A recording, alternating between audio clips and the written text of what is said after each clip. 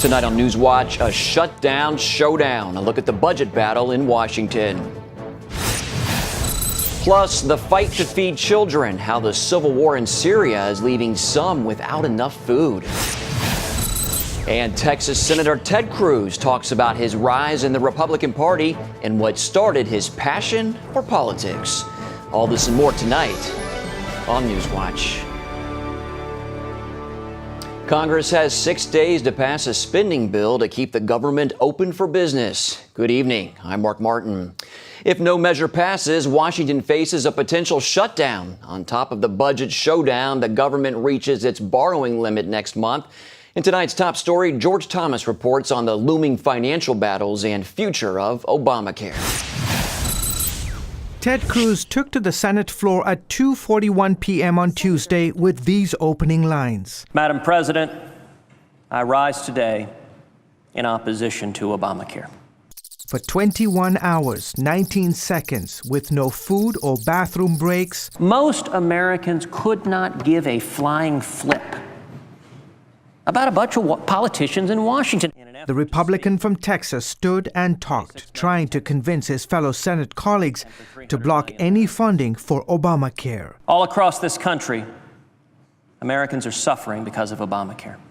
Occasionally, his marathon speech veered off subject, taking on lighter moments. Redneck rule number one: most things can be fixed with duct tape and extension cords. At one point last night, he even paused to read a bedtime story to his daughters, who were watching him on TV back home in Texas. Do you like green eggs and ham? I do not like them, Sam I am. I do not like green eggs and ham. Last week, the House passed a bill that would keep the government running temporarily, but attached was an amendment that completely defunds Obamacare.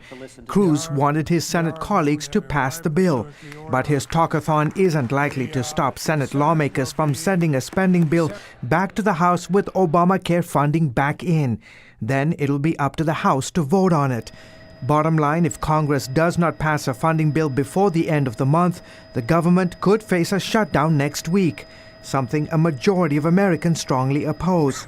Adding to the political tensions, the Treasury Department says America will have less cash on hand to pay the country's bill by mid-October. Republicans insist any increase in the debt ceiling be tied to spending cuts, including defunding and delaying Obamacare. George Thomas, CBN News. New health insurance markets launch October 1st for people who don't have health care through their jobs. The White House is in full campaign mode to promote Obamacare to a public that's skeptical. The Obama administration released today an overview of premiums and plan choices. Sticker price premiums for a mid-range plan will average $328 a month nationally for an individual. That's before tax credits. However, a report from the Manhattan Institute shows Obamacare will raise insurance rates, especially for younger Americans. They say nationwide premiums will rise about 24%. David Christensen is the Vice President for Government Affairs at the Family Research Council, and he joins us now from our Washington Bureau with more. David, people are so confused about Obamacare. Do we really know if individual costs will go up or down, or do we all have to wait until October 1st when the exchange is open and people shop for plans? Well, we do know that insurance premiums are already going up. There's been another number of stories and studies showing that, and because it stops competition in the market, we're likely to see prices go up. That is definitely a concern with Obamacare, and Senator Cruz has been leading the charge talking about that. This is really bad for families. It's really bad for individuals. We're already seeing Home Depot dump their employees off of the health plans into the Obamacare exchanges. Walgreens just did the same thing. And you're talking about hundreds of thousands of people who are going to lose their insurance and have to get it on the Obamacare exchange. That's a problem. Well, back to the debate in Congress. Ted Cruz spent 21 hours on the Senate floor trying to convince his colleagues to defund Obamacare. What do you think he actually accomplished? Well, I think without question he's raised the attention of the problems with Obamacare and frankly made it a national issue. This has been coming down the pike for months. We've known about it. But Senator Cruz, along with Senator Lee, Senator Rubio, have really started talking about this, the grassroots are really ginned up. And you know, actually we tried to call the Capitol today and the phone lines were shut down. He's talked a lot about the problems, both in terms of the costs, but other things. The HHS mandate and the way that that's going to violate religious freedoms of employers like Hobby Lobby, religious universities. I think it was 1:30 in the morning he was talking about that. There's a lot of problems. Abortion subsidies. Americans are going to be subsidizing abortion through the federal government because of this. There's a lot of problems that that he's been addressing in the last 21 hours and forcing, frankly, Republicans and Democrats to answer to the American people about how they're going to vote on this bill.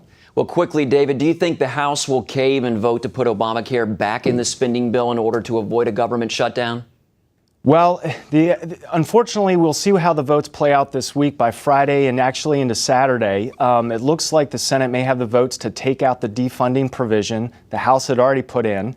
They're going to remove that, send it back to the House, and then the House has to decide whether they're just going to pass it as is or whether they're going to try to put something back in, whether it's defunding, a one-year delay, or frankly, to try to take out the provision that's going to subsidize congressional plans and congressional staff in a way Americans aren't getting. So, you know, Congress has a sweetheart deal for themselves that Americans aren't getting, and we'll see if the House decides to try to take a shot at that.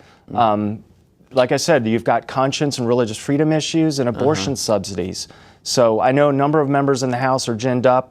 They're pushing on getting back whatever comes from the Senate and trying to stop this from going into effect. All right. Starts, as you said, October 1st, and now's the time. All right, David Christensen, thank you so much for your time.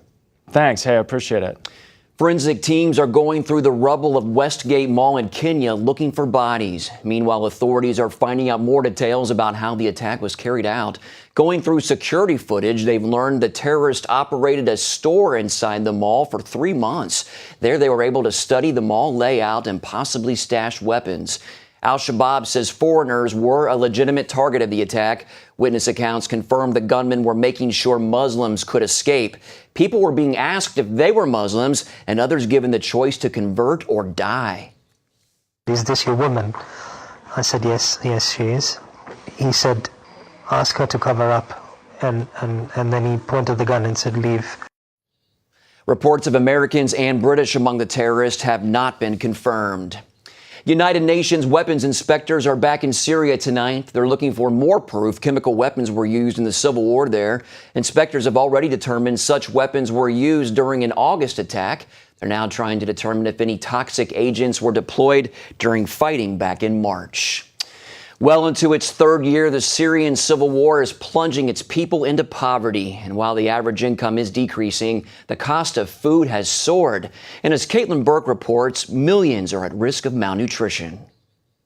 Across Syria, thousands of people are living in battle zones. The 3-year conflict has caused severe food shortages, making it nearly impossible for families to stay nourished.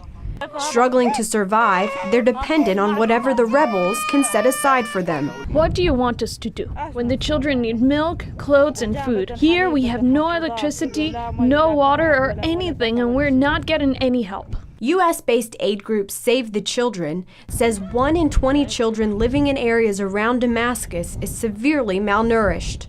Across the country, they say more than 3 million kids are in urgent need of assistance. Save the Children is appealing to the international community to step in. United Nations Secretary General Ban Ki-moon agrees. The region is being dangerously destabilized. We have seen the worst chemical weapon attack on civilians in a quarter century. A lost generation of young people now fills refugee camps. Who among us can say that they and their mothers and fathers are wrong to feel abandoned by the international community? The UN estimates close to 7 million people in Syria are now living in poverty. Caitlin Burke, CBN News. Christians in India are showing their support for fellow believers in neighboring Pakistan. That after a deadly church bombing in Peshawar, at least 85 died and more than 140 were injured when two suicide bombers attacked a crowd of believers on the grounds of All Saints Church Sunday. This week, more than 100 Indian Christians protested outside the Pakistani High Commission in New Delhi. They sang hymns and chanted slogans calling on the Pakistani government to do more to protect Pakistan's Christians. They also sent a letter to Pakistan's Deputy High Commissioner in the city. John Dayal of the All India Christian Council said the letter conveys our anger, our shock, our fears for what has happened to our brothers and sisters and our children in Pakistan. Our senior international correspondent Gary Lane has been following the struggles of Christians in Pakistan. For more insight on the issue, head to CBNNews.com and check out his blog, The Global Lane. Rescue crews in Pakistan are struggling to help victims of a massive earthquake. More than 300 people are dead and thousands are injured. The magnitude 7.7 quake struck the region of Balochistan. It hit with enough force to create a small island in the Arabian Sea. Coming up, how a once small Christian club is making a huge impact in one Pennsylvania high school and around the world. Grace, music is unpredictable. I know I have what it takes. The Dove Foundation raves. Grace Unplugged is remarkable and inspiring. This is not about the music. It's about everything else that goes with it. Dad, were you watching me? A moving and meaningful film. This book, his words shook me. It was like my whole world. That parents and teens should see together, says Focus on the Family. What are you gonna do? You're gonna drag her back home? Yeah, I might. I think maybe you're fighting God. Just stop running. Grace Unplugged, rated PG, in theaters October 4th.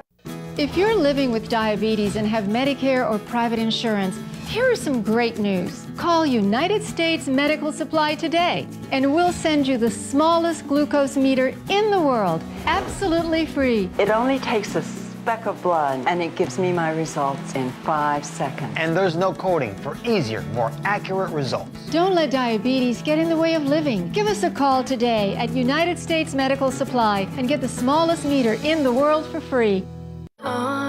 Grace, music is unpredictable. I know I have what it takes. The Dove Foundation raves. Grace Unplugged is remarkable and inspiring. This is not about the music. It's about everything else that goes with it. Dad, were you watching me? A moving and meaningful film. This book, his words shook me. It was like my whole world. That parents and teens should see together, says Focus on the Family. What are you gonna do? You're gonna drag her back home? Yeah, I might. I think maybe you're fighting God. Just stop running. Grace Unplugged, rated PG, in theaters October 4th. If you're living with diabetes and have Medicare or private insurance, here is some great news. Call United States Medical Supply today, and we'll send you the smallest glucose meter in the world, absolutely free. It only takes a speck of blood, and it gives me my results in 5 seconds. And there's no coding for easier, more accurate results. Don't let diabetes get in the way of living. Give us a call today at United States Medical Supply and get the smallest meter in the world for free. Welcome back. Students across America gathered today to pray for their schools. It was part of the 23rd annual See You at the Poll event. Students from middle and high schools, as well as colleges and universities, showed up early to pray for their leaders, schools, and families. The See You at the Poll movement has spread to more than 20 countries since it began. If you participated in an event today, CBN News wants to know. Visit our Facebook page, post a picture, and tell us about your See You at the Poll experience. Imagine a Bible club in a public school that is so popular, more than half the students attend its meetings. Well, it's happening in Pennsylvania. CBN News first reported on this club 2 years ago. Now, as Paul Strand tells us, its impact is reaching around the world. Each Monday in the middle of the school day, more than half of Red Bank Valley High's 600 students head to Bible Club. That makes it the largest of its kind in the world.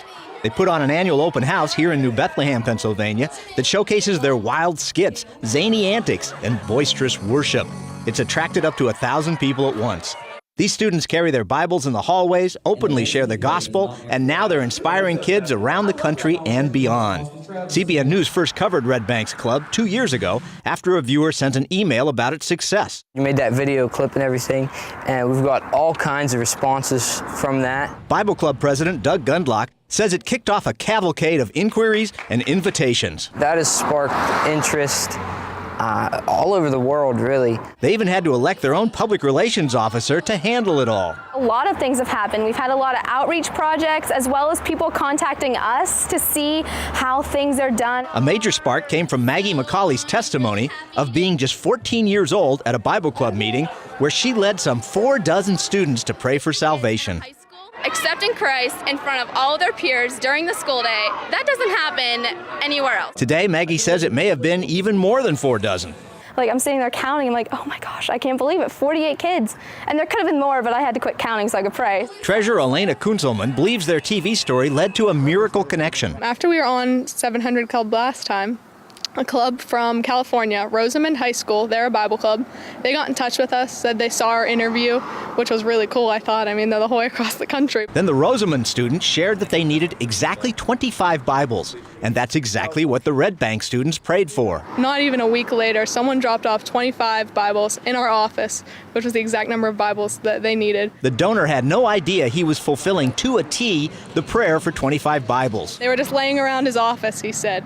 Elena keeps the thank you card signed by a couple of dozen grateful Rosamond students who received the Bibles. I mean, that's definitely a God thing. After hearing about Red Bank's Bible Club, Travis Deans of Teens for Christ began to spread the word. A part of my excitement is to share what's happening here with other clubs and just to say, look what God could do in your school. Dean shared the story on his website, 9monthmissiontrip.com, which is aimed right at kids in school. We want to challenge students, particularly Christian students, to think of their school as a mission trip, that God has put them there for a purpose and a reason, and God wants to use them to share His love with their friends. A ministry that wants to assist setting up a network of 30 or 40 Bible clubs throughout New York City schools sent observers to Red Bank. They wanted to organize a Bible club that would bring in kids from all 5 boroughs in New York City, and they came to us for help. And the Red Bankers have become missionaries in their own way. We went to a youth convention in Denver, and we did a program there. The club's advisor, teacher Joe Harmon, evangelizes for the club's methods as well,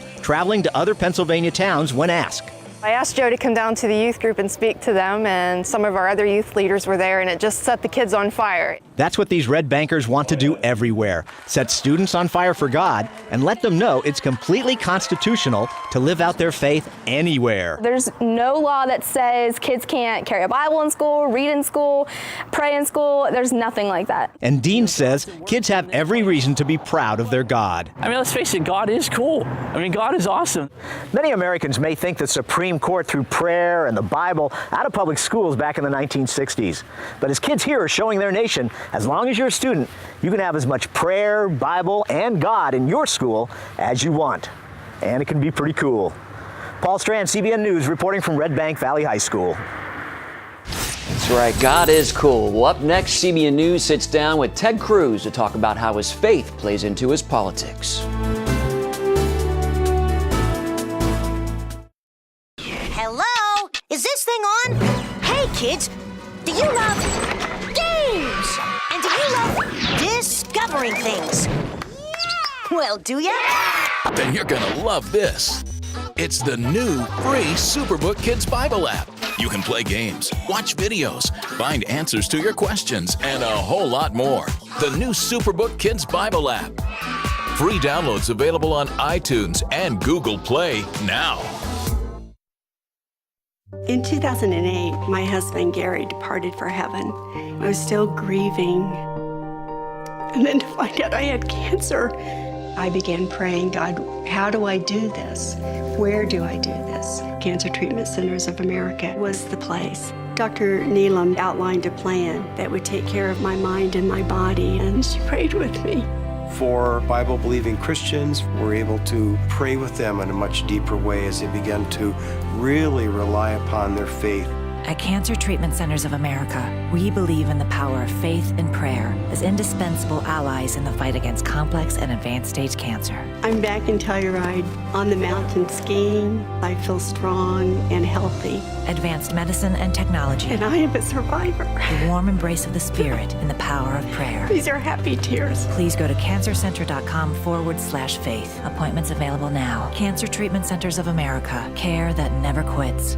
Announcing an important breakthrough in healthcare that can benefit everyone. If you or anyone you love needs affordable health insurance, regardless of a pre-existing medical condition, call Quick Insurance 123 today and get the immediate relief you deserve. Quick Insurance 123 was created to provide affordable health insurance to all uninsured Americans, with or without pre-existing conditions. This is not a discount card. This is a real insurance program that lets you choose from many affordable health plans, with access to doctors, hospitals, emergency services, and more. So call the number on your screen now and get the health coverage you need, just for calling. As a special bonus, we'll send you a free prescription savings card that could save you up to 85% on your prescriptions. That's right, you could save up to 85% on your prescriptions just for calling. Call Quick Insurance 123 to find out how you can get affordable health insurance and receive your free prescription savings card just for calling. Don't wait. Getting a free quote is as easy as 1, 2, 3. Call today.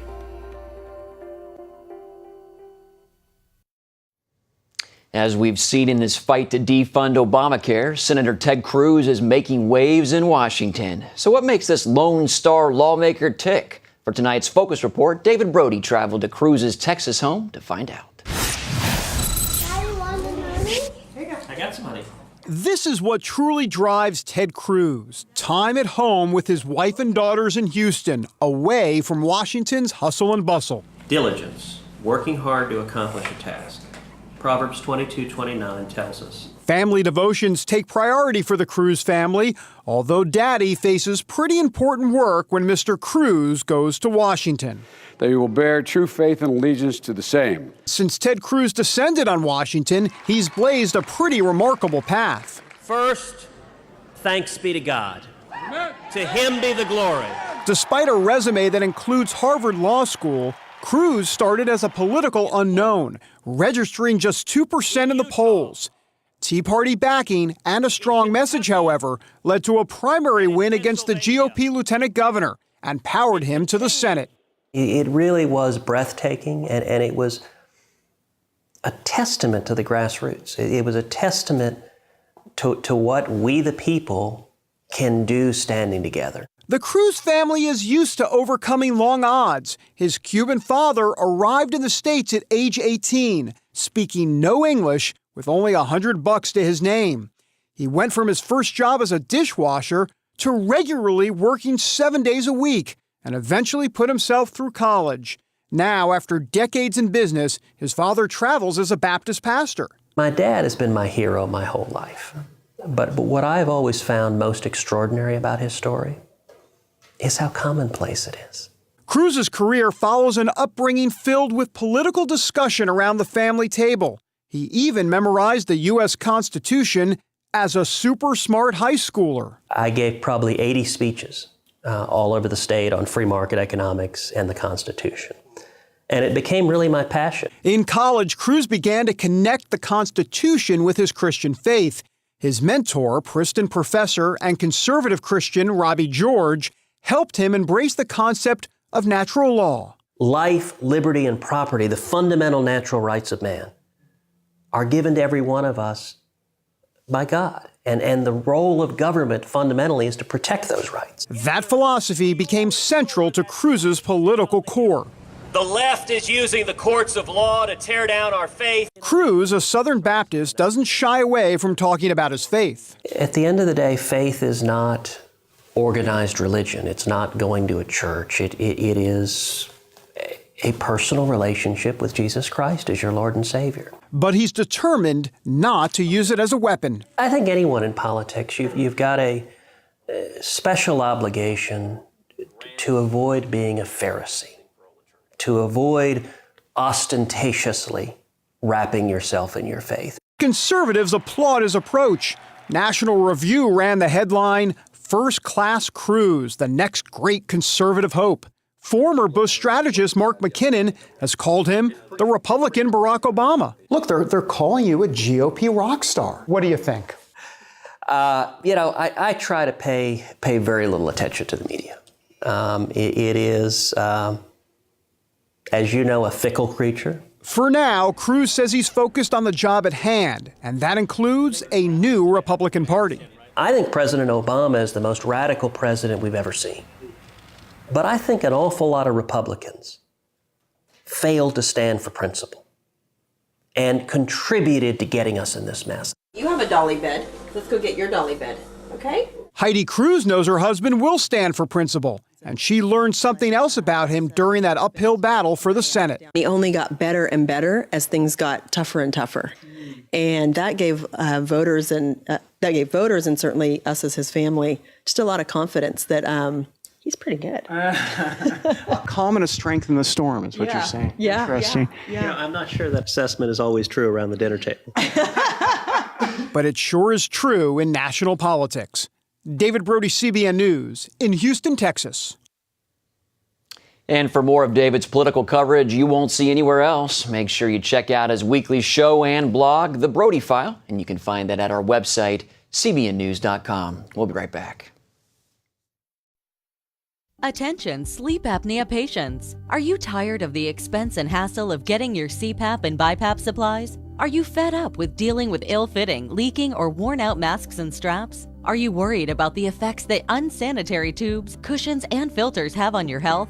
If you said yes to any of these questions, Allied Medical Supply Network has the solution to your problems. You could qualify to have your supplies regularly delivered right to your door at little or no cost to you. That's right, no more inconvenience, no worn-out masks and straps, no more unsanitary equipment, just restful sleep. Call Allied Medical Supply Network today to determine if you may qualify to receive your fresh, brand-name supplies at little or no cost. Don't delay. Call us now to see if you are eligible to save money on regular delivery of your CPAP and BiPAP supplies. Call 1-800-815-9947. That's 1-800-815-9947. Or go to cpapsupplyhelpline.com.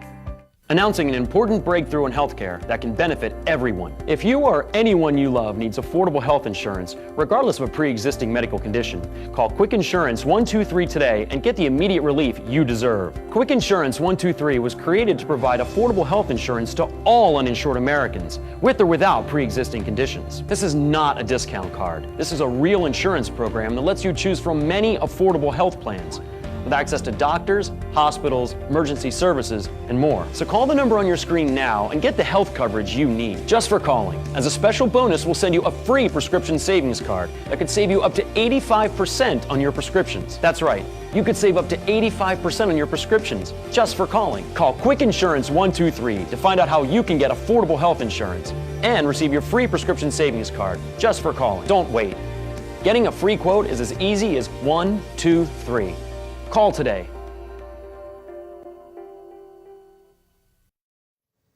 Turning 90 is a big milestone. A decorated war veteran recently celebrated by reliving his youth. Thomas McCaffrey has not been in a small plane since he was in World War II. But when his son gave him a flight lesson for his birthday, he jumped at the opportunity. Thomas flew 38 missions on a B-24 plane as a gunman, but now he's got his eye on the pilot's seat. These people can teach me how to fly. It's a real heartwarming feeling to see Dad have fun. Thomas said he was a little nervous, but it would take more than that to stop him from enjoying his day. He landed the plane safely after a 30-minute flight over the Pocono Mountains. Good for him. Great birthday for Thomas. Well, that's all for this edition of NewsWatch. Remember, you can email us your comments and questions at newswatch@cbn.com. Hope you'll join us next time.